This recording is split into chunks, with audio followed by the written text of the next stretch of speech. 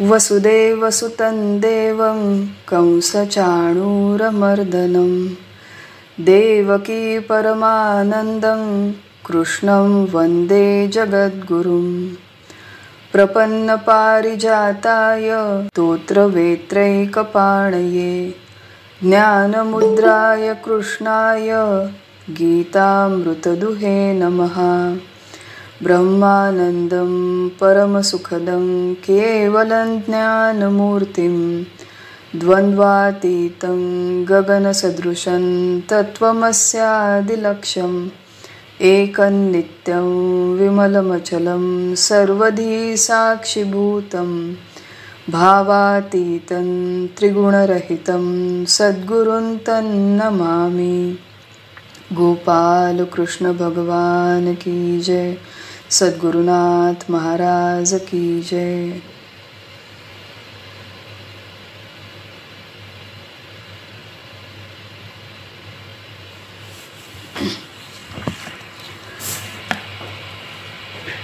सब लोगों को प्रणाम।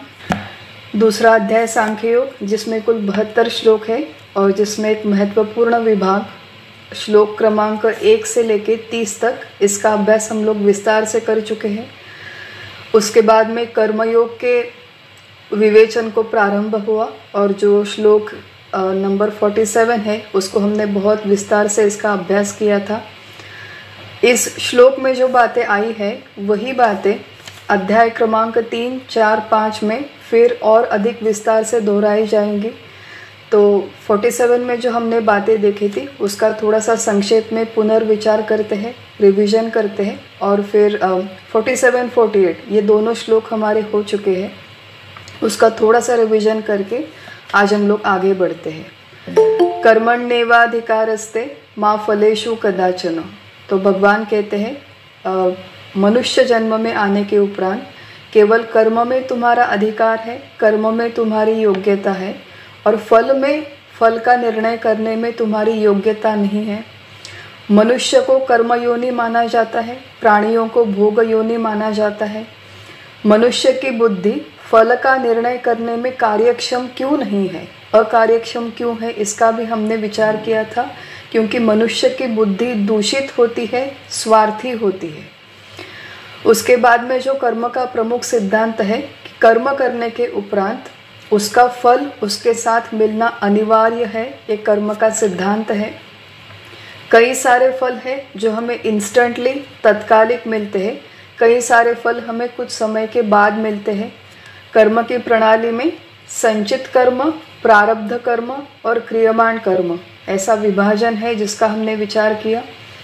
और जो भगवान का प्रमुख संदेश है कर्मण्येवाधिकारस्ते मा फलेषु कदाचन माँ कर्म फल हेतुर्भुर, कि तुम कर्म के फल से प्रेरित होकर ये कर्म ना करो। Your motivation should not be the result.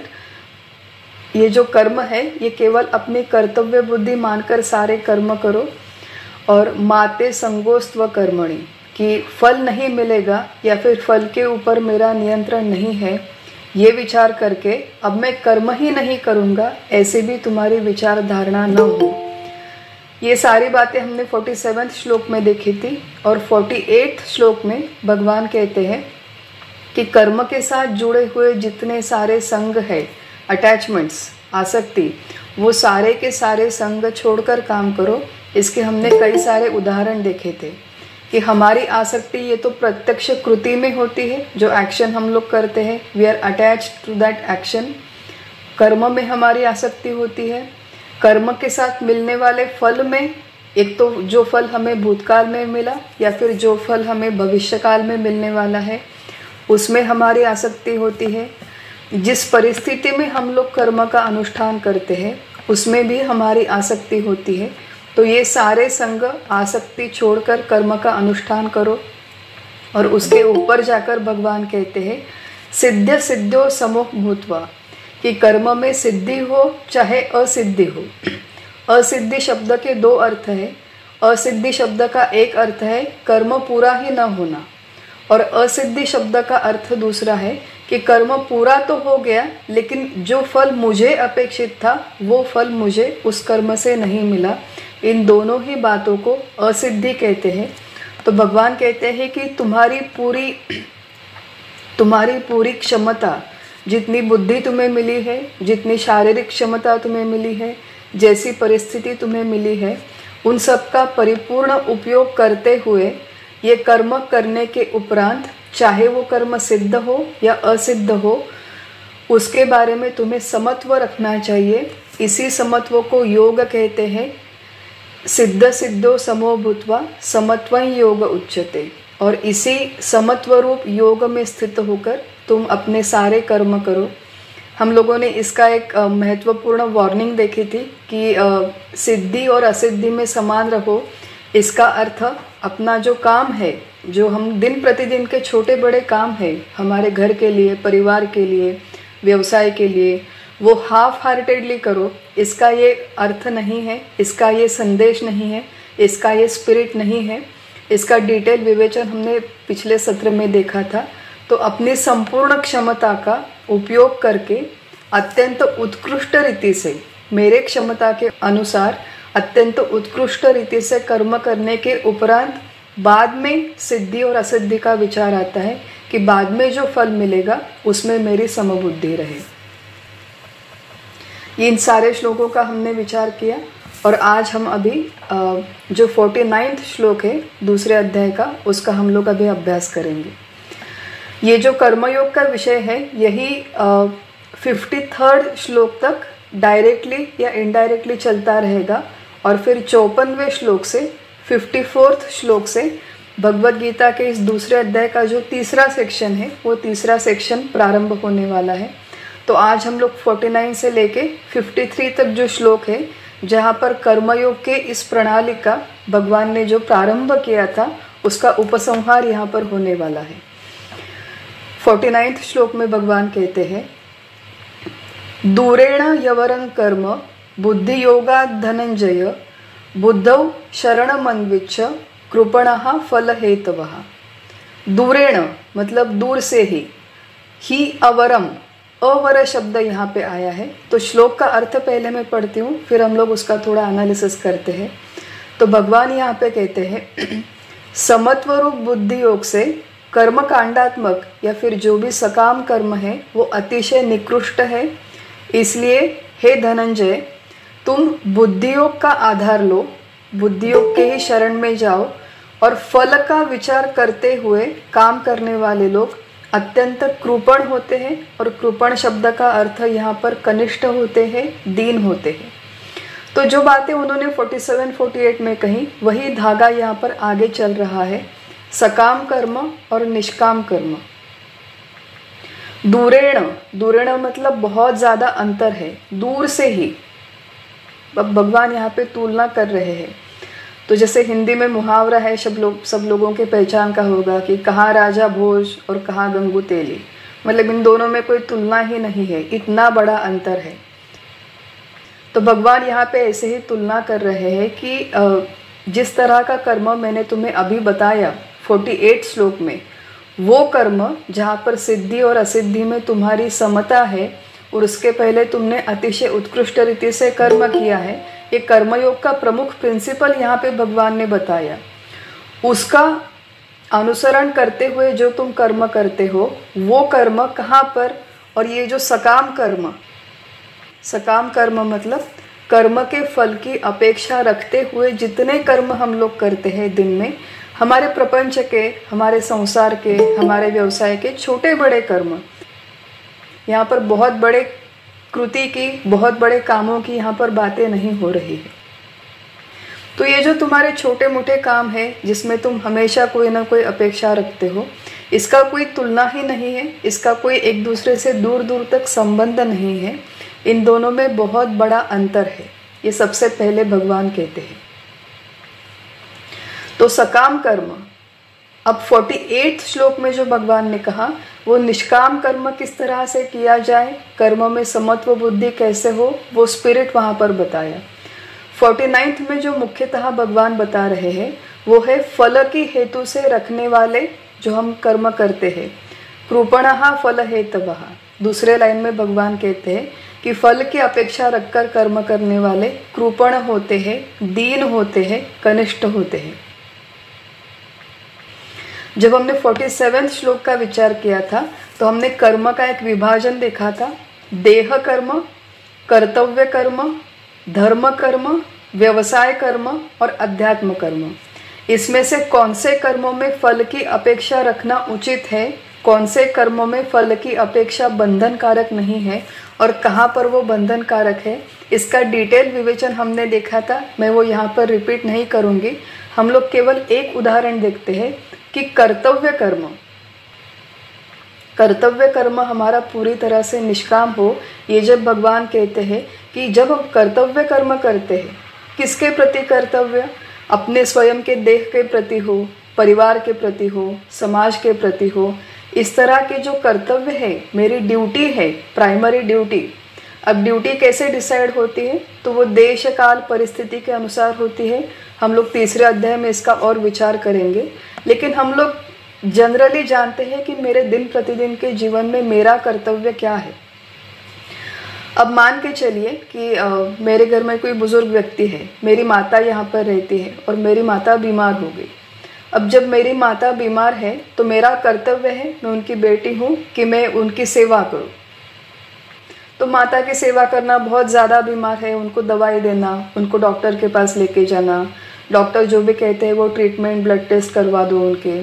कभी कभार ये होता है कि नहीं, बहुत क्रिटिकल कंडीशन है, आपको सर्जरी करवानी पड़ेगी, तो फिर सर्जरी करवाओ, सेकेंड ओपिनियन ले लो। तो उसके लिए बहुत सारे चक्कर काटने पड़ते हैं। मान लीजिए 1-1.5 महीना मेरा उसी कृति में लग गया, क्योंकि वो मेरा कर्तव्य कर्म है। वो अत्यंत अच्छी तरह से करो, जितनी क्षमता तुम्हारे पास है उसका उपयोग करके करो। लेकिन भगवान कहते हैं कि कृपणः फल हेतवः। ये कर्तव्य कर्म करते हुए अगर तुम्हारे मन में फल की अपेक्षा है, अब जब मैं मेरे माता की सेवा करती हूँ तो मेरे मन में फल की अपेक्षा होती है। किस तरह से फल की अपेक्षा होती है? 2 तरह से फल की अपेक्षा होती है। एक तो यह है कि मेरी माता जल्दी से जल्दी ठीक हो जाए। दूसरे फल की अपेक्षा यह है कि जिस तरह मैं अपने माता की सेवा कर रही हूँ उनके बीमारी में, तो जब मैं बूढ़ी हो जाऊंगी और मैं बीमार हो जाऊंगी तो मेरा बेटा या मेरी बेटी इसी तरह से मेरी देखभाल करे, इसी तरह से मेरी सेवा करे जिस तरह से मैं अपनी माता की सेवा कर रही हूँ। ये जो दोनों हैं कि मेरी माता ठीक हो जाए या फिर मेरा बेटा बेटी मेरी सेवा करे, ये दोनों कर्म के साथ, कर्तव्य कर्म के साथ जुड़ने वाले फल की अपेक्षा है। जो लोग इस तरह फल की अपेक्षा रखते हैं, कृपणः फल हेतवः, वो दीन होते हैं, वो कनिष्ठ होते हैं। इस तरह से अगर हम लोग हमारा कर्तव्य कर्म करें तो वो कर्म का जो प्रथ है, कर्म का जो स्तर है, वो अत्यंत कनिष्ठ है। तो श्रेष्ठ कर्म कौन सा है? वही कर्म करो, वही अपनी माता जी है उनकी सेवा करो। लेकिन परिपूर्ण सेवा करने के बाद, अच्छे से अच्छे डॉक्टरों को उनको दिखाने के बाद, अच्छे से अच्छे सर्जन से उनकी सर्जरी करवाने के बाद, सारी दवाइयाँ उनको समय पर देने के बाद, अगर वो ठीक हो या फिर वो ठीक ना हो, ये फल है और फल का नियंत्रण ईश्वर करता है। ईश्वर के नियोजन के अनुसार एक तो वो ठीक होगी, नहीं तो वो ठीक नहीं होगी। उस पर मेरा कोई नियंत्रण भी नहीं है।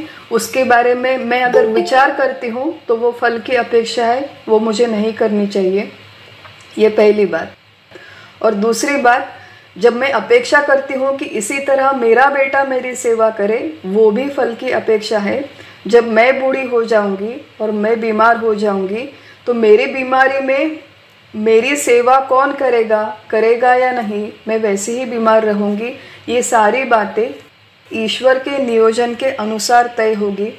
उसके अनुसार अगर मेरा बेटा होगा तो, और बेटे को बुद्धि होगी, अपनी माता की सेवा करे तो वो सेवा करेगा। ईश्वर मेरे बेटे को बुद्धि नहीं देंगे तो वो वहाँ पर होते हुए भी सेवा नहीं करेगा। या फिर ईश्वर के नियोजन के अनुसार मेरा बेटा उस समय पर वहाँ पर होगा भी नहीं, वो किसी महत्वपूर्ण काम से कहीं बाहर गांव में, बाहर देश में चला गया होगा। तो ये सारे पॉसिबिलिटीज़ हैं।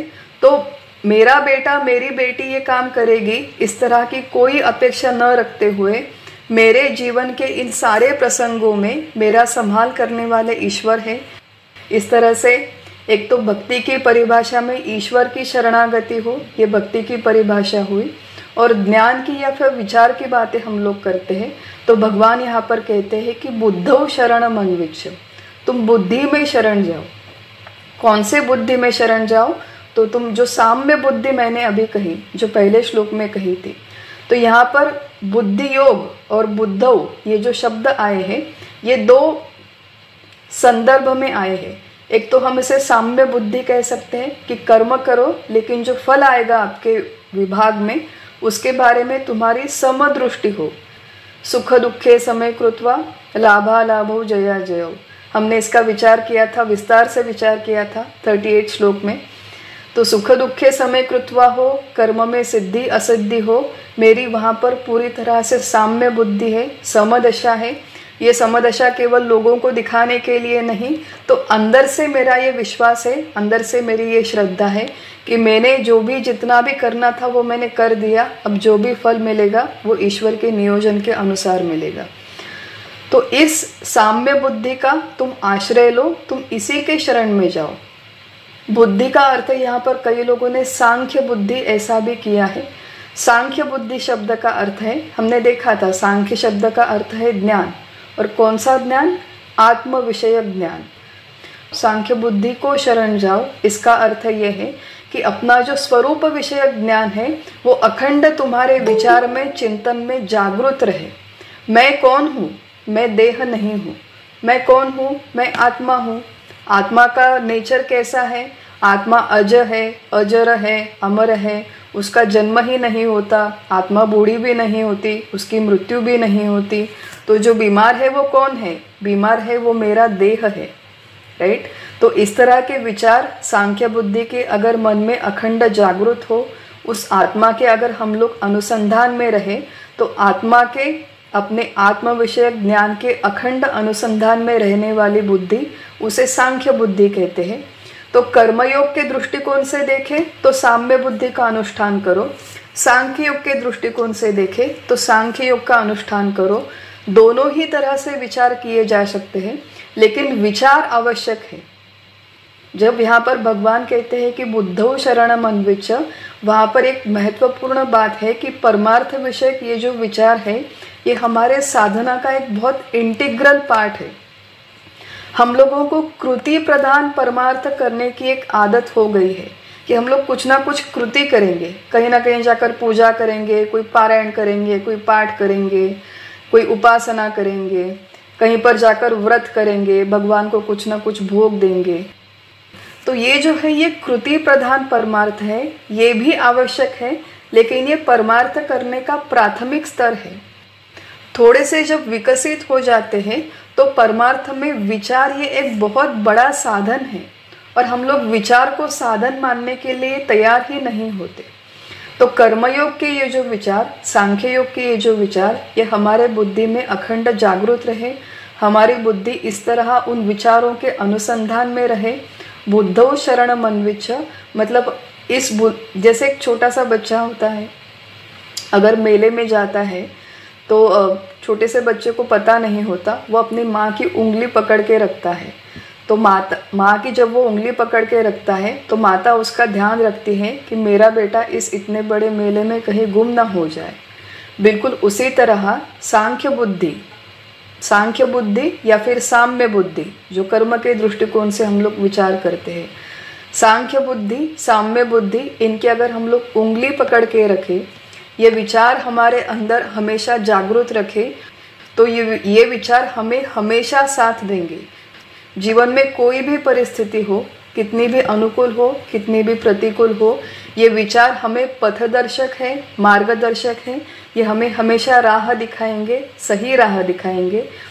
तो तुम बुद्धौ शरणम अन्विच्छ, तुम साम्य बुद्धि के, सांख्य बुद्धि के शरण में जाओ, ऐसा भगवान यहाँ पे कहते हैं।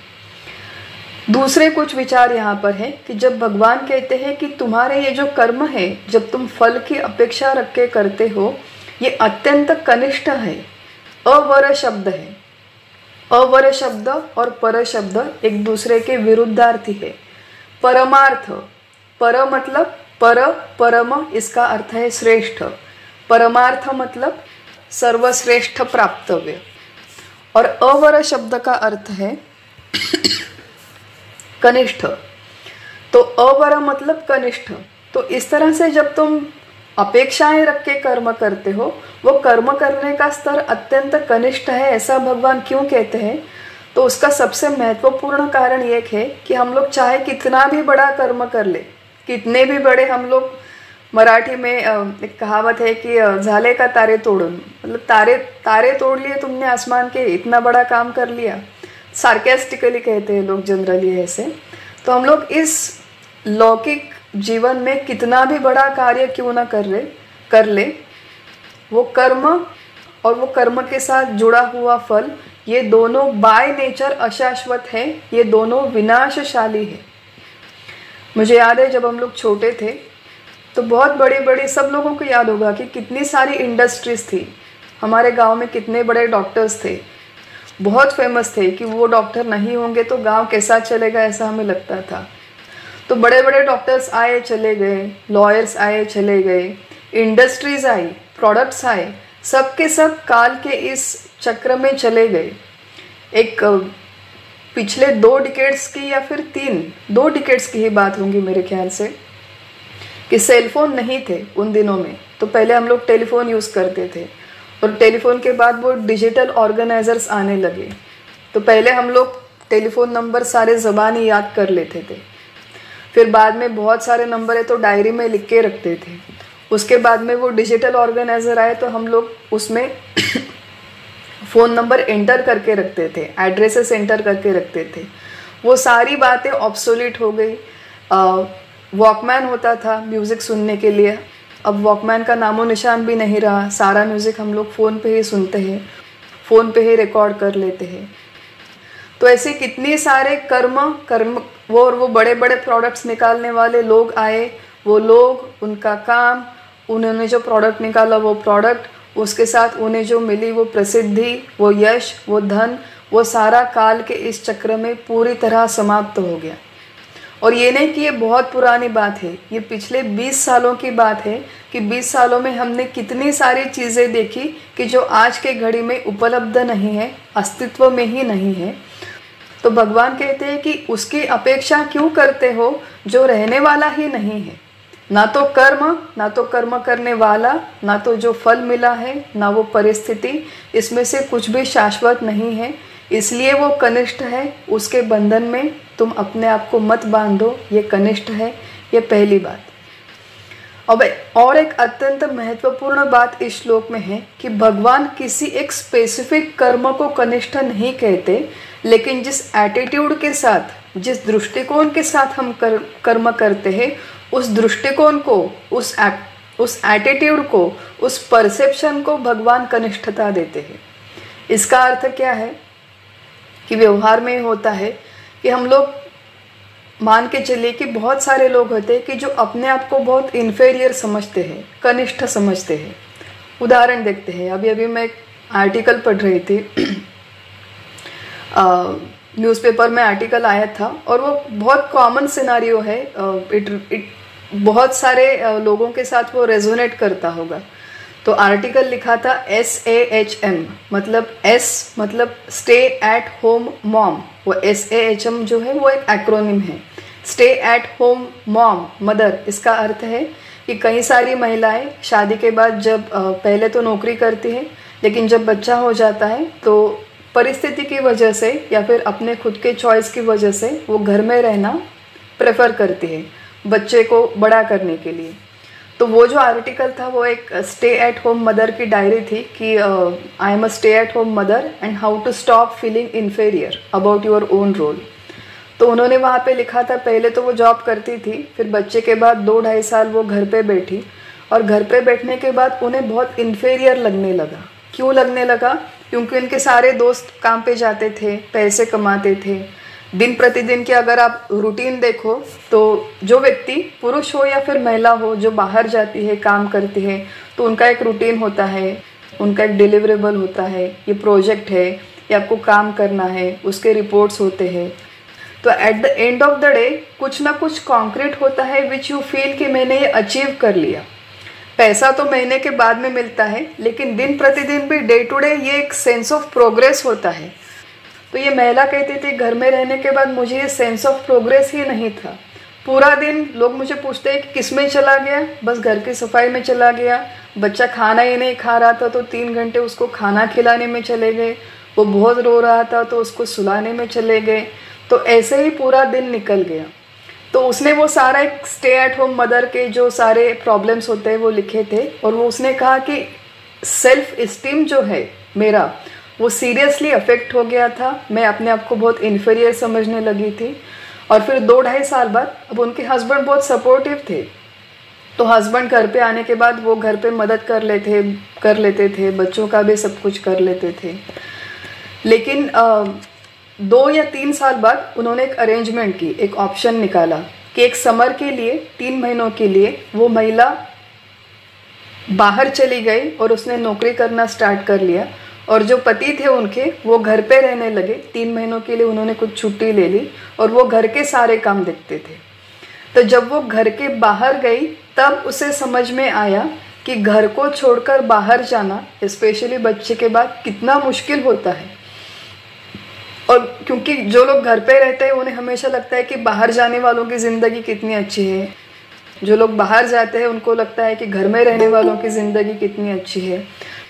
तो हम लोग हमेशा अपने आप को दूसरे से इन्फीरियर या फिर दूसरे से सुपेरियर मानते हैं। यहाँ पे भगवान ये कह रहे हैं कि चाहे आप बाहर जाकर नौकरी करो, पैसे कमाओ, और ये महिला या पुरुष की बातें नहीं है, सबके लिए एप्लीकेबल है, स्पेशली आज के ज़माने में। तो आप बाहर जाओ, नौकरी करो, पैसे कमाओ, या फिर घर में रहो और घर गृहस्थी की देखभाल करो। काम कौन सा करो ये महत्वपूर्ण नहीं है, वो काम कौन से दृष्टिकोण से करो, किस एटीट्यूड से करो, किस भावना से करो, वो भावना, वो दृष्टिकोण, वो विचार अत्यंत महत्वपूर्ण है। और वो विचार कौन सा है? वो विचार यहाँ पर कर्मयोग के इस संपूर्ण प्रणाली में भगवान हमें बता रहे हैं कि कोई कर्म अच्छा या बुरा नहीं होता। हमारे एनलाइटन जितने भी जीवन मुक्त संत थे उनके अगर हम लोग चरित्र पढ़े तो उनमें से कई फार्मर्स थे, खेती करने वाले थे। कोई तुकाराम महाराज थे हमारे जो वाणी थे, जिनका ग्रोसरी शॉप था। रोहिदास नाम के एक संत थे जो मोची थे, जो चप्पल दुरुस्त करने का काम करते थे। चोखामड़ा नाम के संत एक महाराष्ट्र में हो गए, वो जाति से महार थे, अस्पृश्य थे। संत एकनाथ वो जागीरदार थे, क्योंकि बहुत अमीर थे, श्रीमंत थे, उनके घर की परिस्थिति बहुत अच्छी थी।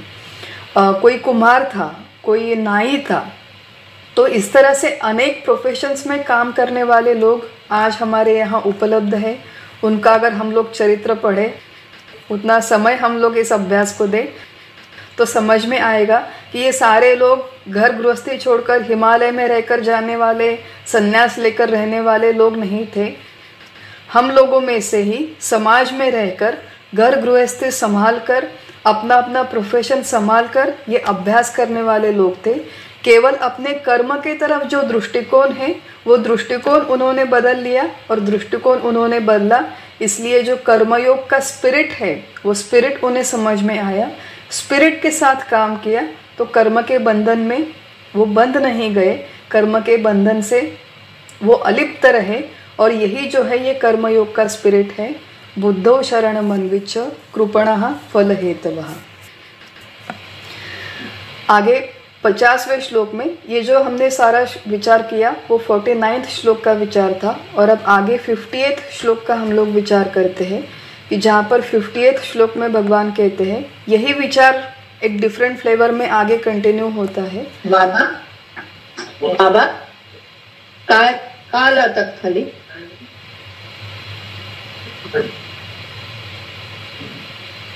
50th श्लोक में भगवान कहते हैं बुद्धियुक्तो जहातीह उभे सुकृत दुष्कृते तस्माद् योगाय युज्यस्व योग कर्मसु कौशलम। श्लोक का अर्थ है कि साम्य बुद्धि से कर्म करने वाला मनुष्य पुण्य और पाप दोनों का ही त्याग कर देता है। जहातीह मतलब त्याग कर देता है। तस्माद् योगाय युज्यस्व इसलिए तुम साम्य योग का स्वीकार करो। क्यों? क्योंकि योग कर्मसु कौशलम। इस तरह से फलों के प्रति समबुद्धि संपादन करने में ही कर्म करने में सही कुशलता है। योग कर्मसु कौशलम एक अत्यंत और एक महत्वपूर्ण सिद्धांत भगवान यहाँ पर बताते हैं कि बुद्धि युक्तो जहातीह उभे सुकृत दुष्कृते। ये जो मनुष्य है, ये जो साधक है, ये जो लोग हैं जो साम्य बुद्धि से या फिर कर्मयोग के सारे प्रिंसिपल्स याद में रखते हुए, स्मरण में रखते हुए कर्म करना सीख जाते हैं, वो इन इसेंस, अब प्रत्यक्ष रूप से नहीं, इन इसेंस सुकृत और दुष्कृत दोनों का ही त्याग कर देते हैं। लिटरल अगर हम लोग इस लाइन का अर्थ ले तो हमें लगता है कि सुकृत मतलब अच्छा कर्म, पुण्य कर्म, और दुष्कृत मतलब पाप कर्म, बुरा कर्म। तो ये जो व्यक्ति है ये दोनों ही कर्मों का त्याग कर देता है, ऐसा हमें सुपरफिशियली लग सकता है अगर हम लोग इस श्लोक को ठीक तरह से ना समझे तो। सुकृत और दुष्कृत ये दोनों स्पेसिफिक शास्त्रीय शब्द यहाँ पर आए हैं। सुकृत शब्द का अर्थ है अच्छा कर्म, पुण्य कर्म, जो करने से हमें सुख की प्राप्ति होती है। बहुत ज़्यादा अच्छे कर्म है तो पुराने ज़माने में कहा जाता था कि तुम्हें मृत्यु के उपरांत स्वर्ग की भी प्राप्ति होगी। दुष्कृत मतलब बुरा कर्म, पाप कर्म, जो करने से तुम्हें दुख मिलता है।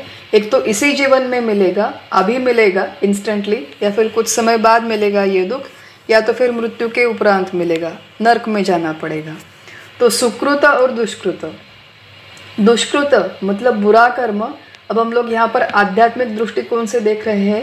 ये तो व्यावहारिक दृष्टिकोण हो, धार्मिक हो, आध्यात्मिक हो, व्यावसायिक हो, किसी भी दृष्टिकोण से हम लोग विचार करें तो दुष्कृत ना करें, ये तो बेसलाइन है, इसके बारे में चर्चा करने की भी आवश्यकता नहीं है।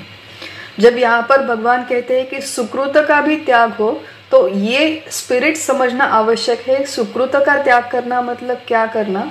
तो वही बात है जो हमने 49वें श्लोक में देखी थी कि सुकृत मतलब अच्छा कर्म। मान लीजिए कि मैंने कोई दान किया, मान लीजिए कि मैंने कोई व्रत रख लिया। अब यहाँ पर तेलंगाना में वरलक्ष्मी का व्रत अत्यंत प्रसिद्ध है, श्रावण महीने में किया जाता है। तो यहाँ की जो सारी महिलाएं हैं, जो गृहस्थाश्रमी महिलाएं हैं, वो ये व्रत रखती है शुक्रवार को। और वरलक्ष्मी का व्रत करने का प्रमुख उद्देश्य क्या है कि हमारा जो घर है, घर परिवार में सुख समृद्धि रहे, खुशहाली रहे, बहुत सारा धन धान्य हमें मिले, सब लोगों की सेहत अच्छी रहे। ये सारी कामनाएं रखकर गृहिणियाँ ये व्रत करती है। इसका बहुत बड़ा एक विधि भी दिया गया है, वरलक्ष्मी का व्रत। अगर ये सारी कामनाएं रख के अगर हम लोग व्रत करते हैं तो वो सकाम कर्म हुआ, सुकृत हुआ, पुण्य हुआ। मुझे उसका फल किसी ना किसी रूप में कभी ना कभी भुगतना पड़ेगा। वही कर्म करना है। सुकृत का त्याग मतलब प्रत्यक्ष व्रत करने का त्याग यहाँ पे नहीं करना। वही व्रत करे, वही विधि करे, सारी की सारी उपासनाएं, सारे के सारे स्टेप्स वैसे ही करे, लेकिन केवल उसके साथ जुड़ी हुई जो कामनाएं हैं कि मेरे घर में खुशहाली हो, परिवार में सुख समृद्धि हो, सबकी सेहत अच्छी हो, ये कोई भी कामना न रखते हुए उसी व्रत को हमें करना है। उसे कहते हैं सुकृत का त्याग करना। सुकृत का त्याग करना मतलब प्रत्यक्ष कृति का त्याग करना नहीं। तो मैं ये कृति कर रही हूँ, ये कर्तृत्व की भावना उसमें नहीं है। मुझे कोई स्पेसिफिक फल चाहिए, ये फल की अपेक्षा उसमें नहीं है। तो केवल एक कर्तव्य है कि परंपरा से आया हुआ एक कर्म है, धर्म कर्म है, हमारे कुल में ये किया जाता है। तो भगवान के प्रति अपनी कृतज्ञता व्यक्त करने के लिए इस तरह का कोई व्रत करना है, कोई दान धर्म करना है, किसी को कोई मदद करनी है, पड़ोस में करनी है, समाज में करनी है, तो वो मदद अवश्य करे, वो व्रत करे, उपासना करे, लेकिन उसमें से दो बातें ना हो। एक तो ये कि मैं करता हूँ ये भावना, और दूसरी ये कि इस कर्म से मुझे कोई रिटर्न गिफ्ट चाहिए, मुझे कोई अपेक्षा हो। ये दोनों बातें अगर हमने निकाल दी तो उसी को कहते हैं सुकृत का त्याग करना। प्रत्यक्ष कृति का त्याग नहीं, तो उसके पीछे जो कर्तृत्व का अभिमान है और उसके पीछे जो फल की अपेक्षा है, उन दोनों का त्याग करना ये नेचुरली हो जाता है। किसके लिए नेचुरली हो जाता है? बुद्धि युक्तो, जो इस सांख्य बुद्धि से या फिर साम्य बुद्धि से युक्त हो जाता है, वही व्यक्ति जब कर्म करता है तो अपने आप ही उसके अंदर कर्तृत्व का अभिमान नहीं रहता। मैं पाप कर रहा हूँ, मैं पुण्य कर रहा हूँ, मैं बहुत अच्छा व्रत कर रही हूँ, मैंने कितनी अच्छी सुंदर पूजा सजाई है, किसी भी मेरे पड़ोसी ने इतनी अच्छी पूजा नहीं की है, इस तरह के कोई भाव, कोई विचार मन में नहीं है। केवल एक कर्तव्य है। इनफैक्ट मैं कर्म कर रहा हूँ, ये भावना भी वहाँ पर नहीं होनी चाहिए। ये थोड़ा सा और विकसित स्तर का विचार है। जब हम लोग तीसरे अध्याय में आएंगे तो इसका विस्तार से विचार करेंगे। लेकिन मनुष्य जो कर्म करता है वो कर्म भी ईश्वर की प्रेरणा से ही करता है। मनुष्य केवल एक निमित्त मात्र होता है, माध्यम होता है। तो मैं पाप कर्म कर रहा हूँ, मैं पुण्य कर्म कर रहा हूँ, ये कोई भावना ना हो। मैं केवल एक निमित्त मात्र हूँ और मेरे माध्यम से ये कृति हो रही है। ईश्वर मेरे माध्यम से ये कृति करवा रहे हैं और ईश्वर अपने ही नियोजन के अनुसार इस कृति को फल देंगे। इतना ही विचार मन में हो और बाद में मैं निमित्त हूँ, ये भी विचार डिसॉल्व होने की आवश्यकता है। लेकिन ये सारी बातें बाद में आएंगी। आज हम लोग इतना ही विचार करेंगे कि पाप और पुण्य ये करते हुए कि कर्तृत्व का अभिमान ना हो और फल की अपेक्षा ना हो। सुकृत में, दुष्कृत तो हमें करना ही नहीं है, लेकिन सुकृत में भी ये बातों का जाना आवश्यक है। और दूसरी लाइन में भगवान कहते हैं, तस्माद् योगाय युज्यस्व योग कर्मसु कौशलम, कि योग कर्मसु कौशलम, कर्म का कौशल, कर्म का सबसे बड़ा महत्व किसमें है कि इस तरह योग में स्थित होकर तुम कर्म करो। इसमें कर्म का सबसे बड़ा कौशल है। व्यावहारिक स्तर पे हमें कुशलता पता है। अब देखिए यहाँ पर दो तरह की कुशलता है, एक है व्यावहारिक कुशलता और दूसरी है पारमार्थिक कुशलता। व्यावहारिक कुशलता मतलब कोई भी कृति करने के लिए हमें व्यवहार में वो स्किल एक्वायर करना पड़ता है, उसे सीखना पड़ता है, उसे बार बार प्रैक्टिस करके, बार बार प्रयास करके उसे और विकसित करना पड़ता है। कार का ड्राइविंग है, ऐसा नहीं कि हम लोग कार में बैठे या फिर स्कूटर में बैठे और एक दिन में हमें ड्राइविंग आ गया, ऐसी बात नहीं है। तो उसके लिए बहुत सारा समय देना पड़ता है, प्रैक्टिस करनी पड़ती है।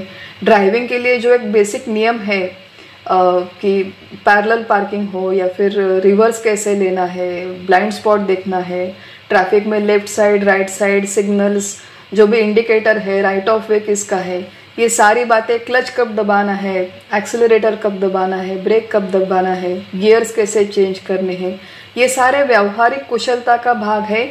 ये तो प्रत्येक कृति में होना अपेक्षित ही है।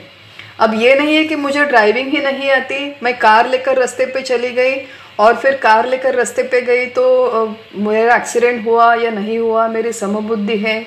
इस तरह से विपरीत विचार यहाँ पर नहीं करना है। तो प्रत्येक कृति में हम लोग पहले व्यावहारिक कुशलता प्राप्त कर ले। व्यावहारिक कुशलता वो स्किल बहुत अच्छी तरह से आने के बाद, वो बहुत अच्छी तरह से एग्जीक्यूट करने के बाद जब फल का समय आता है तो मैंने ये किया, मैंने ये सीखा, मैंने ये बहुत अच्छी तरह से किया, मैंने ड्राइव किया इसलिए हम लोग 7 घंटे में पहुंच गए। दूसरा कोई ड्राइव करता है तो उसे ड्राइव करने में 9 घंटे लग जाते थे। ये जो सारे फल के बारे में विचार हमें आते हैं, वो कोई भी विचार मन में ना हो। बुद्धियुक्तो जहातिह उभे सुकृत दुष्कृते, कि इस तरह से साम्य बुद्धि में या फिर सांख्य बुद्धि में स्थित होकर, साम्य बुद्धि कर्मयोग के दृष्टिकोण से, सांख्य बुद्धि ज्ञान योग की या फिर सांख्य योग के दृष्टिकोण से किसी भी तरह से विचार करें, लेकिन इस तरह से इस बुद्धि में, इस विचार में स्थित रहते हुए फलों के प्रति जब हमारी समबुद्धि आ जाती है, फलों के प्रति समबुद्धि का अर्थ कि मैंने बहुत अच्छी तरह से कर्म करने के बाद चाहे मुझे यश मिले या अपयश मिले, मैंने व्रत तो कर लिया, अब व्रत करने के उपरांत मेरे घर परिवार में ऐसा भी हो सकता है कि कोई बीमार हो गया, व्रत मैंने कर लिया लेकिन तुरंत अगले ही हफ्ते में कोई बीमार पड़ गया, ऐसा हो सकता है। या फिर ये हो सकता है कि अगले 6 महीने में मेरे परिवार में कोई भी बीमार ना हो, लेकिन बीमार पड़ना या न पड़ना ये ईश्वर की योजना के अनुसार होगा। मेरे व्रत करने से या न करने से इसके ऊपर कोई परिणाम होना अपेक्षित नहीं है।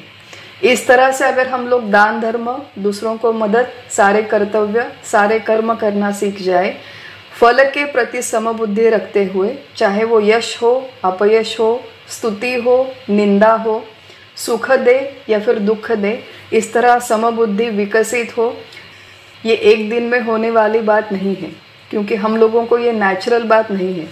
हम लोगों को हमेशा ये एक आदत सी हो गई कि हम लोग छोटा सा भी कुछ काम करते हैं तो हमें रिकग्निशन चाहिए होता है कि कितने लोगों ने अच्छा कहा, कितने लोगों ने बुरा कहा, कितने लोगों ने एटलीस्ट नोटिस किया कि मैंने क्या किया है। तो ये सारी बातें we are conditioned to expect the responses. ये जो हमारा कंडीशनिंग है, ये जो हमारे संस्कार है, इसे बाजू में रखते हुए धीरे धीरे अपने आप को इस साम्य बुद्धि में स्थित करना, कर्मों के फलों की अपेक्षा में समबुद्धि विकसित करना, यही है योग कर्मसु कौशलम। तो एक व्यावहारिक कौशल संपादन करें, अच्छा कर्म करें और उसके बाद उसके अंत में जो फल है उन फलों में हम लोग अत्यंत समबुद्धि रखें। ऐसा जो संदेश है, एक महत्वपूर्ण बात है, ये भगवान यहाँ पर 50वें श्लोक में करते हैं। जो हमारे जीवन मुक्त संत हैं उनका हम लोग उदाहरण देखें। हमारे समर्थ रामदास स्वामी है, महाराष्ट्र के बहुत प्रसिद्ध संत है। तो उन्होंने दासबोध नाम के ग्रंथ की रचना की और दासबोध ग्रंथ की रचना करने के उपरांत उन्होंने अंत में लिखा है, बहुत बड़ा ग्रंथ है, 9000 उसमें वर्सेस है, पोएटिक जिसे हम ओवी कहते हैं। तो लिखने के बाद अंत में वो कहते हैं, सकळ करणे जगदीशाचे तेथे कवित्वचे काय मानुषाचे। मतलब इतना जो बड़ा ग्रंथ मैंने लिखा है, ये पूरा जगदीश ने, ईश्वर भगवान ने ही ये लिखा है। यहाँ पर मनुष्य का कवित्व कहाँ से आया, मनुष्य की कवित्व बुद्धि कहाँ से आई। तो इतना बड़ा, इतने बड़े और इतने गहन ग्रंथ की रचना करने के बाद अगर समर्थ रामदास स्वामी ये कह सकते हैं कि ये सारा जगदीश्वर का कर्तृत्व है, तो हम लोगों के काम कितने छोटे होते हैं, कितने पेटीट होते हैं, कितने क्षुद्र होते हैं। और कितने छोटे कामों में मैंने किया है, मैं नहीं करती तो क्या होता, मेरे बिना ये दुनिया में ये काम करने वाला कौन है। इतने छोटे बड़े हम लोग अभिमान अहंकार लेकर बैठ जाते हैं। ये कर्मसु कौशलम नहीं है, ये योग बुद्धि नहीं है। तो कर्तृत्व के अभिमान से रहित होकर, लेकिन कर्मों को बहुत अच्छी तरह से एग्जीक्यूट करते हुए और फल की अपेक्षा न रखते हुए जो हम लोग कर्म करते हैं, वही है योग कर्मसु कौशलम, ऐसा भगवान यहाँ पर कहते हैं। और आगे 51 श्लोक का हम लोग विचार करते हैं। ये श्लोक वैसे आसान है और जो बात हमने ऑलरेडी 47 श्लोक में पढ़ी है उसका ही थोड़ा बहुत ये एक्सटेंशन है, इसलिए हम लोग आगे जा रहे हैं। 51 श्लोक में भगवान कहते हैं, कर्मजम बुद्धि युक्ता ही फलं त्यक्त्वा मनीषिणः जन्मबंध विनिर्मुक्ता पदं गच्छन्त नामयम्। तो कर्मजम बुद्धि युक्ता ही, श्लोक का अर्थ है कारण कि ऐसे साम्य बुद्धि से युक्त जो साधक है, मनीषिणः, मनीषिणः मतलब बुद्धिमान साधक, साम्य बुद्धि से युक्त ये जो बुद्धिमान साधक है, ये कर्मजम फलम त्यक्त्वा, कर्मज मतलब कर्म से जन्य, कर्म से उत्पन्न हुआ फल त्याग करके, जो बुद्धिमान साधक है, जो इस बुद्धि योग का, सांख्य बुद्धि का आश्रय करके कर्म करते हैं, वो इन कर्म से उत्पन्न हुए फलों का त्याग करके क्या होता है उसका परिणाम, जन्म बंध विनिर्मुक्ता। जन्मों का और जन्म मृत्यु का ये जो बंधन हम पर पड़ा है कि हमें बार बार जन्म लेना पड़ता है, क्यों लेना पड़ता है, जो हमने कर्म पूर्व में करके रखे हैं, पूर्व जन्मों में करके रखे हैं, उन्हीं को चुकाने के लिए हमें जन्म लेना पड़ता है। तो जन्म बंध विनिर्मुक्ता पदं गच्छन्त नामयम्। इस तरह से कर्मयोग का अनुष्ठान करते हुए जब बुद्धिमान व्यक्ति कर्म करता है तो जन्म मृत्यु के बंधन से छूट जाता है, पहली बात, और उसे अनामय पद, अनामय, आमय शब्द का अर्थ है रोग, अनामय मतलब कोई रोग नहीं है, और कोई रोग, कोई व्याधि, कोई पीड़ा जहाँ पर नहीं है, ऐसे पद की उसे प्राप्ति होती है। ऐसा पद कौन सा है? ऐसा पद केवल अपना स्वरूप है, जिसे हम लोग आत्मा कहते हैं, ब्रह्म कहते हैं, परब्रह्म या फिर परमात्मा कहते हैं। ऐसा हमारा मूल स्वरूप है, अत्यंत वैभवशाली स्वरूप है। भगवान यहाँ पर कहते हैं कर्मों के फलों का त्याग। अब कर्मों के फलों का त्याग, ये संकल्पना भी ठीक तरह से समझने की आवश्यकता है। कर्मों के फलों का त्याग मतलब, एक हमने बात देखी थी कि जहाँ पर कर्म है वहाँ पर फल होना निश्चित है, तो we can not escape the result. लेकिन हम लोग क्या एस्केप कर सकते हैं? जो हमारी अपेक्षा है, जो हमारी प्रतिक्रिया है, उससे हम लोग मुक्ति पा सकते हैं। सीधी सी बात है कि मान लीजिए कोई किसान है, किसान ने बीज लिया और उसकी बहुत बड़ी खेती है, जाकर उसने बीज उस ज़मीन में डाले तो वहाँ पर पेड़ पौधा आना, अनाज आना ऑब्वियस है, नेचुरल फल है। तो किसान जब अपनी खेती करता है तो बीज ले और जो भी खेती करने के लिए आवश्यक है, योग कर्मसु कौशलम, व्यावहारिक कौशल्य का उपयोग करे, जो भी फर्टिलाइजर्स है, ज़मीन की जो भी मशागत है वो अच्छी तरह से करे, पानी डाले, जो भी उसे काम करना है वो ज़मीन में करे। ये सब करने के बाद चाहे वो अपेक्षा करे या न करे, चाहे उसे चाहिए या न चाहिए, वहाँ पर अनाज आना निश्चित है।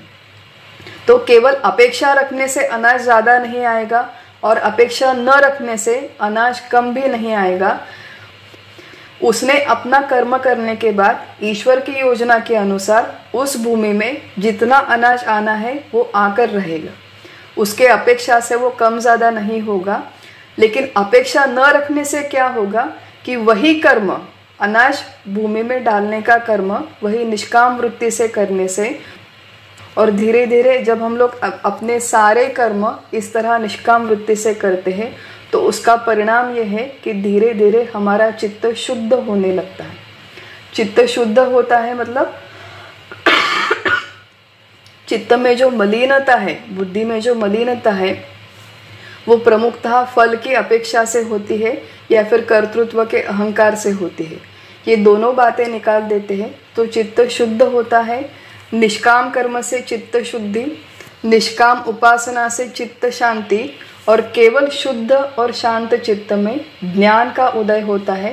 ये बातें हमने भगवत गीता के अभ्यास के पहले ही देखी थी, जो हमारे इंट्रोडक्टरी सत्र थे, सेशंस थे, तभी हमने इस बात को देखा था।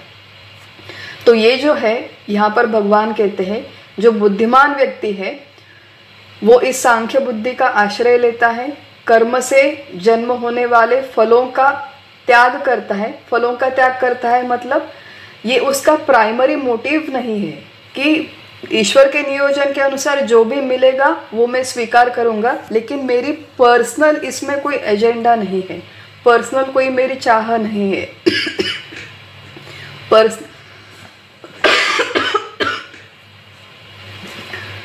और फल मिलने के बाद जो प्रतिक्रियाएं हमारी होती है, या तो हमें सुख होता है या तो हमें दुख होता है, इन दोनों से उसकी मुक्ति होती है। और जो जीवन मुक्त व्यक्ति हम जिसे कहते हैं, जीवन मुक्त व्यक्ति, सबसे पहले भगवान ने कहा कि तुम्हारे जन्म बंध से तुम मुक्त हो जाओगे। जन्म बंध से मुक्त हो जाओगे, इसका अर्थ क्या है कि हमें पुनर्जन्म क्यों मिलता है? पुनर्जन्म हम इस जन्म में और पिछले जन्म में, मनुष्य जन्मों में स्पेसिफिकली, मनुष्य जन्मों में हमने जितने कर्म किए हैं उसमें से जितने कर्मों का फल हमने अभी तक नहीं भुगता, उनको भुगतने के लिए हमें बार बार जन्म मिलते हैं। तो भगवान कहते हैं कि तुम लोगों को अगर ये स्पिरिट समझ में आ गया किस तरह से कर्म करना चाहिए, तो तुम्हारी वासना धीरे धीरे कम हो जाएगी। जो तुम कर्म करोगे, क्रियमान कर्म नए, वो संचित में जाकर ऐड नहीं होंगे और तुम्हारी जन्म मृत्यु के इस बंधन से मुक्ति हो जाएगी। जिन लोगों की वास्तव में इस जन्म मृत्यु के बंधन से मुक्ति हो गई है उन्हें जीवन मुक्त कहते हैं। ये जीवन मुक्तावस्था में कर्मों का हिसाब कैसे है, ये जो बातें हैं ये मैं बहुत ब्रीफली बता रही हूँ। इन सारी बातों का बहुत डिटेल्ड एक्सप्लेनेशन तीसरे अध्याय में आने वाला है, लेकिन हम लोग आज केवल सुन के रखते हैं कि जीवन मुक्तावस्था में जितना भी संचित कर्म है, मतलब आज तक मेरे जितने मनुष्य जन्म हो गए उसमें जितने सारे कर्म मेरे भुगतने अभी बाकी है, संचित में कलेक्शन अभी बाकी है, वो सारे के सारे जीवन मुक्तावस्था में ज्ञानाग्नि सर्व कर्माणि भस्मसात कुरुते तथा वो जलकर भस्म हो जाते हैं, वो नष्ट हो जाते हैं। तो ये संचित की वजह से मुझे जो नया जन्म मिलने वाला है वो नहीं मिलेगा, ये पहली बात। जीवन मुक्त व्यक्ति बहुत सारे कर्म करता है जीवन मुक्तावस्था में, लेकिन वो सारे कर्म वो कर लेता है, लेकिन वो जो क्रियमाण कर्म है, जो नए कर्म वो करता है, उनमें से एक भी कर्म जाके संचित में ऐड नहीं होता। क्यों नहीं होता? क्योंकि कर्म करते समय मैं कर रहा हूं ऐसी उसकी भावना नहीं होती, फल की कोई अपेक्षा नहीं होती, इसलिए जो कर्म वो करता है वो संचित में जाकर ऐड नहीं होता। और तीसरी बात, जितने प्रारब्ध के भोग लेकर उसका वर्तमान जन्म हुआ है, जीवन मुक्त व्यक्ति है, संत है, उनके भी जीवन में बहुत सारे सुख के प्रसंग थे, बहुत सारे दुख के प्रसंग थे, वो सारे उन्हें भुगतने पड़े। लेकिन ये सारे भुगतते हुए मैं भोग कर रहा हूं ऐसी उनकी भावना नहीं थी।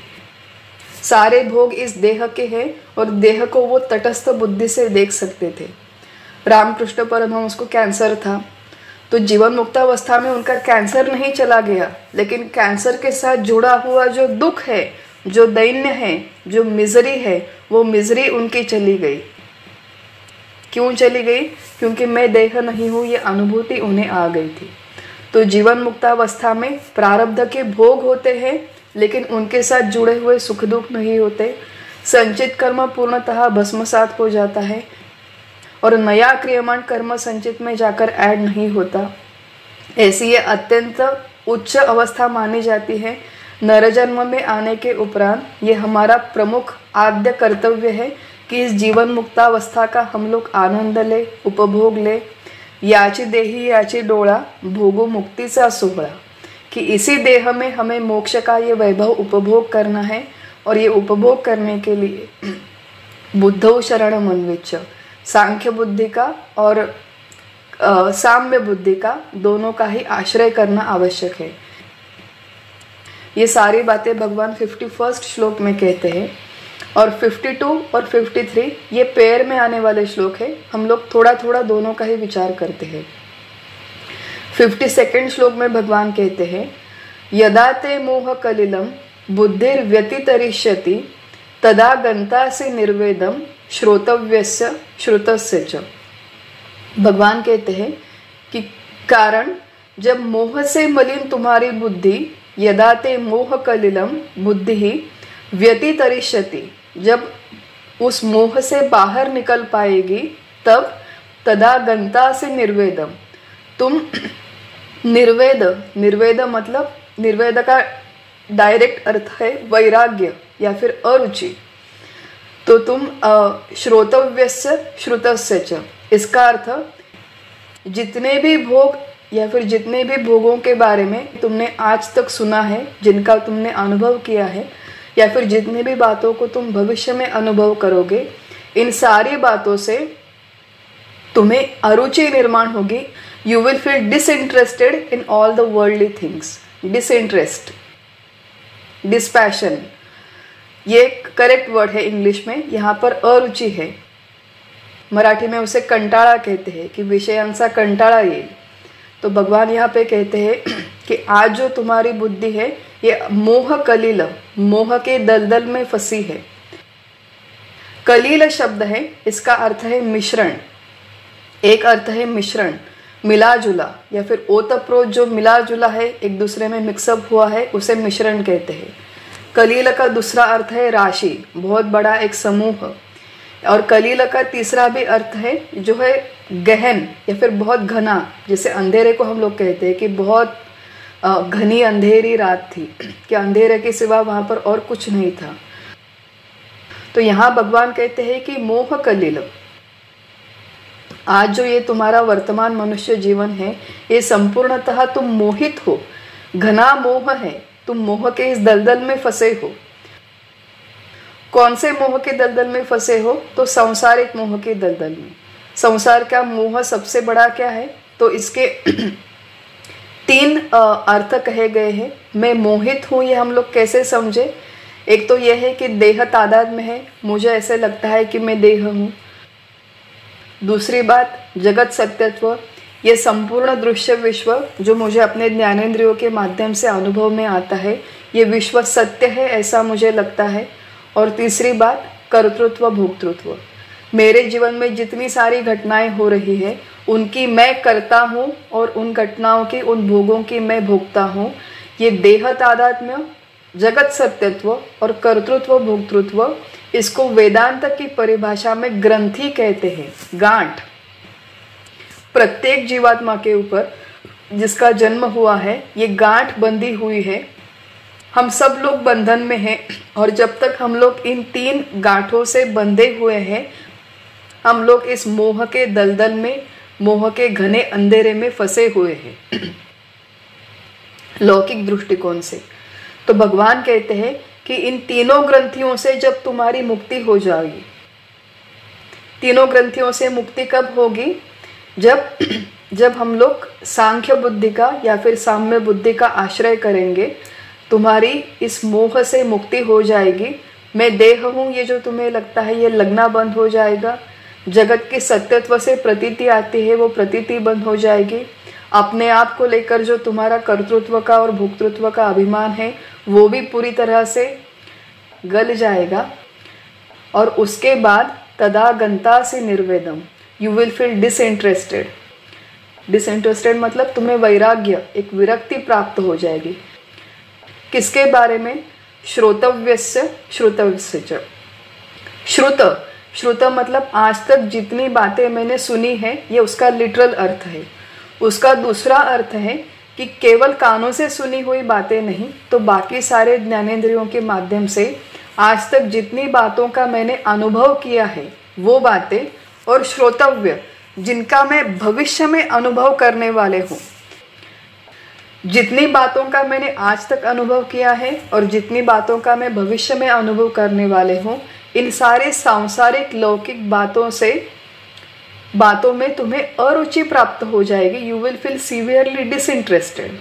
तो इस तरह के जब हम लोग श्लोक पहली बार पढ़ते हैं तो हमें थोड़ा सा एक इट्स अ रेड फ्लैग कि पता नहीं भगवत गीता के अभ्यास के बाद क्या होने वाला है मेरे जीवन में। तो आई विल फील ये किस तरह का पारमार्थिक जीवन होगा कि हम लोग खाना खाएंगे लेकिन खाने में रुचि नहीं है, हम लोग घूमने के लिए जाएंगे लेकिन घूमने में रुचि नहीं है। तो कितनी बोरिंग सी जिंदगी होगी। कितना जैसे केमिस्ट्री में हमारे पाउडर्स होते थे, टेस्टलेस, ओडरलेस, हम लोग कहते थे कि टेस्टलेस पाउडर है, ओडरलेस। तो हमारी जिंदगी भी क्या बिल्कुल इस तरह बोरिंग सी हो जाएगी? इस तरह का एक शक हमारे मन में, संशय निर्माण हो जाता है। लेकिन ये जो जीवन है ये बिल्कुल भी टेस्टलेस, ओडरलेस जीवन नहीं है। ये बिल्कुल भी जिसे हम लोग कहते हैं कि बोरिंग, इंग्लिश में शब्द बहुत अच्छा है कि जिससे हम लोग ऊब जाए, ऐसा ये जीवन नहीं है। ये अत्यंत श्रेष्ठ आनंद की जहाँ पर अनुभूति होती है, और श्रेष्ठ आनंद की अनुभूति होने के उपरांत जो कनिष्ठ आनंद है, जो नीचे के दर्जे वाले आनंद है, जो केवल संसार के विषय सुखों से मिलते हैं, उनके ऊपर हमारा निर्भर रहना कम हो जाता है। वो विषय जीवन से चले नहीं जाते, वो विषय कहीं अदृश्य नहीं हो जाते। केवल हमारा उन पे जो डिपेंडेंस है वो डिपेंडेंस कम हो जाता है। फिर से वही बात है कि हम लोग जीवन मुक्त संतों के अगर चरित्र पढ़े, हमारे यहाँ महाराष्ट्र में आप किसी भी संत का चरित्र उठाकर पढ़ लीजिए, तो महाराष्ट्र में हमारे वरदानंद भारती नाम के एक बहुत बड़े संत हो गए, जो नांदेड़ में गोरटे नाम का आश्रम है, प्रतिष्ठान है उनके। वहाँ पर दासगणु महाराज पहले हुआ करते थे, और ये जो वरदानंद भारती है ये उनके शिष्य हुआ करते थे। तो वरदानंद भारती इन्होंने संन्यास आश्रम लिया था, लेकिन पूर्वाश्रम में ये प्रापंचिक हुआ करते थे। तो by profession he was a doctor. वो आयुर्वेदा के डॉक्टर थे, सर्जन थे। वो आयुर्वेदा के पुणे के कॉलेज में बहुत साल तक उन्होंने पढ़ाया, वहाँ पे वो प्राचार्य रह चुके हैं। उनकी गृहस्थी थी, उनकी 3 बेटियां थी, 2 बेटे थे, और उनके चरित्र में हम लोग पढ़े तो अत्यंत कृतार्थ, यथार्थ प्रापंचिक सांसारिक जीवन उन्होंने व्यतीत किया और वो करते हुए उन्होंने इस अध्यात्म शास्त्र का अभ्यास किया और बाद में उन्हें इस जीवन मुक्ति की, गुरुपद की प्राप्ति हो गई, ऐसा उनके चरित्र में आया है। तो जब वो अपने प्रापंचिक जीवन में थे और घर गृहस्थी कर रहे थे, तो घर गृहस्थी करते हुए अपने सारे कर्तव्य, कहते हैं कि उन्हें खाने में बहुत रुचि थी। खाने में रुचि थी तो उनको मीठा खाना बहुत अच्छा लगता था। शीरा, जिसे हम सूजी का हलवा कहते थे, वो उन्हें बहुत अच्छा लगता था। तो इतना अच्छा लगता था कि वो अपने हाथ से बनाते थे और घर में आने वाले सारे लोगों को बड़े प्यार से खिलाते थे सूजी का हलवा बना के। घर में उनके बहुत सारे लोगों को खाना देते थे, ब्राह्मण भोजन करवाते थे, गरीब लोग बहुत आते थे, उनको भी भोजन करवाते थे। अत्यंत अनुशासन के साथ घर में उनका ये पूरा खाने का प्रबंध होता था। लेकिन उनका एक नियम था कि बहुत सारे उनको तीखे में क्या पसंद था, मीठे में क्या पसंद था, ऐसी बहुत बड़ी वहाँ पर लिस्ट आई है। लेकिन उसके साथ एक भी बात लिखी है कि वो दिन में चबाकर खाने वाला खाना केवल दिन में 2 बार ग्रहण करते थे और अगर आवश्यकता पड़ी तो केवल दूध पर वो अपना पूरा दिन व्यतीत कर सकते थे। तो जब खाना है तो अत्यंत रुचि लेकर खाते थे, लेकिन खाना नहीं है तो उतने ही आनंद से केवल दूध पीकर रहते थे। निसर्ग का उन्हें बहुत बड़ा शौक था। उन्होंने पूरे भारत में भारत भ्रमण किया हुआ था। उन्होंने बहुत सारे काव्य रचना, स्तोत्र रचना की हुई है, बहुत सारे ग्रंथ लिखे हैं। तो व्यावसायिक जीवन, प्रापंचिक जीवन, ये अत्यंत अच्छी तरह से अपनी जिम्मेदारियां निभाते हुए, जीवन में जितने सारे रस है उनका आस्वाद लेते हुए उन्होंने अध्यात्म का अभ्यास किया, परमार्थ का अभ्यास किया। ये हम जैसे लोगों के लिए बहुत आश्वासन देने वाली घटना है, हम जैसे लोगों के लिए बहुत आदर्श घटनाएं हैं। इसलिए जो सारे संत महात्मे हमारे मातृभूमि में है, हमारे भारत भूमि में है, उनके चरित्रों का अभ्यास करना चाहिए, क्योंकि ये मानवीय जीवन की परम कृतार्थता है। पानी में तैरते थे, पर्वत बहुत बड़े, हिमालय का उन्हें बहुत बड़ा शौक था, तो हिमालय में पर्वत चढ़कर जाते थे। 4 धामों की उन्होंने यात्रा की थी। तो निसर्ग के सौंदर्य का आस्वाद लिया, नदी के सौंदर्य का, सूर्योदय के सौंदर्य का, पर्वतों के सौंदर्य का आस्वाद लिया, बहुत सारे काव्यों की रचना की, खाने का आस्वाद लिया, गृहस्थाश्रम का आस्वाद लिया। लेकिन ये सब करते हुए अपने स्वरूप का अनुसंधान कभी नहीं छूटने दिया। जो कर्मयोग का अनुष्ठान है वो कभी न छूटने दिया। जो सांख्य बुद्धि है, साम्य बुद्धि है, उसे पकड़ के रखा। और ये जो लोग हैं वो हमारे लिए आदर्श लोग हैं। तो भगवान कहते हैं कि देह तादात्म्य, जगत सत्यत्व और कर्तृत्व भोक्तृत्व, इन सारे भ्रांतियों से, इन सारे ग्रंथियों से ऊपर उठो। मैं कौन हूँ ये जानने का प्रयास करो। वो जानने के उपरांत भगवान ने अर्जुन से ये नहीं कहा कि तुम अब हिमालय में जाओ और वहाँ पे संन्यास लेके बैठ जाओ। भगवान ने कहा अर्जुन से कि अब तुम जाओ और युद्ध करो। तो ये जो सारा तत्वज्ञान हम लोग सीख रहे हैं वो इसलिए नहीं सीख रहे कि हम लोग घर गृहस्थी छोड़कर कहीं पर भाग जाए। यहाँ पर भले ही भगवान ने लिखा हो कि निर्वेदम, निर्वेदम का केवल एक ही अर्थ है कि अब ये मेरे लाइफ की प्रायोरिटी नहीं है। ये जो भी प्रापंचिक भोग है, ये जो भी सांसारिक भोग है, ये मेरी प्रायोरिटी नहीं है। My life is not centred around how much I am eating and where I am travelling. तो खाना हो, चाहे ट्रैवल हो, चाहे निसर्ग में जाना हो, it becomes a part of life, but it becomes a peripheral part of life. ये जो है ये बाजू की चीज़ें बन जाती है। जो प्रमुख बात है, जो सेंट्रल बात है, वो है आत्मानुसंधान, वो है स्वरूप का अनुसंधान। और स्वरूप के अनुसंधान में रहते हुए, कर्म के बारे में साम्य बुद्धि रखते हुए, हम लोग अतिशय अच्छी तरह से अपना प्रापंचिक, व्यावसायिक, सांसारिक जीवन व्यतीत कर सकते हैं। ये सारा संदेश हमें भगवान यहाँ तक देते हैं। 53rd श्लोक है, उसका थोड़ा सा विचार बाकी है, वो हम लोग अगले सत्र में कंटिन्यू करेंगे।